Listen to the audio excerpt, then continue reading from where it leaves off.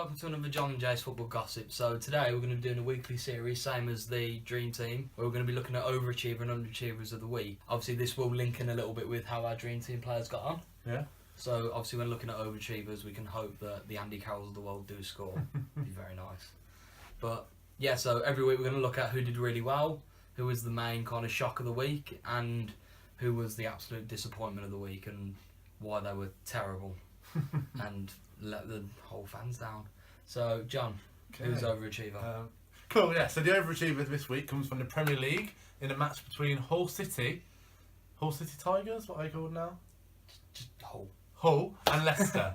So it started off, first game of the season, it's always the champions who play, and you would think Leicester as champions would want to come in and assert their dominance, but what actually happened today is they lost 2-1 to Hull City, a newly promoted side. So they came into the match 0-0. Throughout the match, it was quite even. Leicester had some very good chances. Musa looked very good. He's in our fantasy team. Looked very good. Vardy missed a sitter, which I was very disappointed about. He was as well. He punched himself in the face.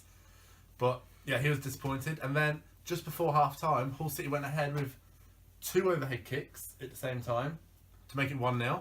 Second half came out. Mahrez scored a penalty, and then Hull fought back and scored another, and it was 2-1 to Hull. And really, they are overachievers because you would expect a newly promoted side against the champions of England to really Leicester to dominate. But Hull were a good team. Hull showed good passing, good possession game, and they dominated possession against the champions of England.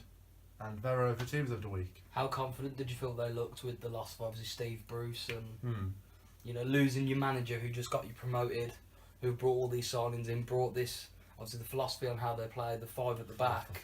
Yeah, the 5 at the back, you know, your El Mohammadi's going up the wings. Was it a different Hull that we saw? What formation was it? Did they press? Did they deserve it, as you've said? You know, how do you feel the losing helped of Steve Bruce? It didn't seem like it affected them. To me, anyway. They were dominant. It's like they're comfortable playing with each other, comfortable with the style of play. And they really, they were great. And for me, looking at a match, not knowing where they finished last year, either of them, you would have thought that was the more established Premier League side. But yeah, what about the underachiever of the week, Jay? So underachiever of the week goes to, and to be honest, it was pretty much, we spoke about this last week, them again, Newcastle United. So What Newcastle, what's going on?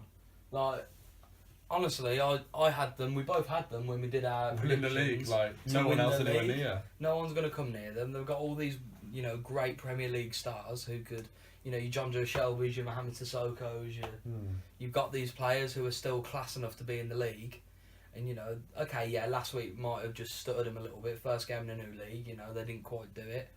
But you're at home, St James's Park, against Huddersfield Town. And I mean, it's, you know, it's not Barcelona, is it? It's Huddersfield, come on. Like, you know. At home as well. At home, like, you know, you talk about captain average team, you're playing and you lose 2-1.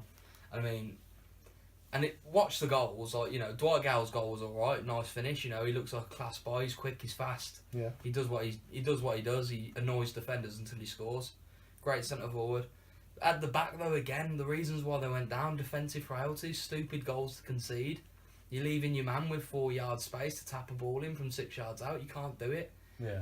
And, you know, Benitez has spoke about this mentality that he's trying to get rid of, you know, and I hate saying this, you know, Villa did it today, they did it right, they've got the mentality, they've got the nerves out of the way, and they beat Rotherham 3-0.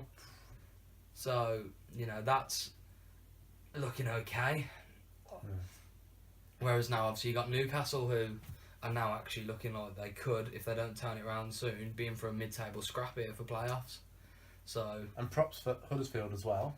Yeah. Against a team of Newcastle's calibre, they've got Sissoko, Matt Ritchie came on. Yeah. Great team of stars. Rafa Benitez, world-class manager. And they came in and beat them away from home. They couldn't have been, you know, come away with a comfortable win. It's beautiful football though, isn't it? Anything can happen in a short space of time. So, I think that's all we've got to say about you, John. You got anything else? I think that's it. That? Thanks guys for tuning in. Yeah. We've been John and Jay's Football Gossip. We'll see you next time.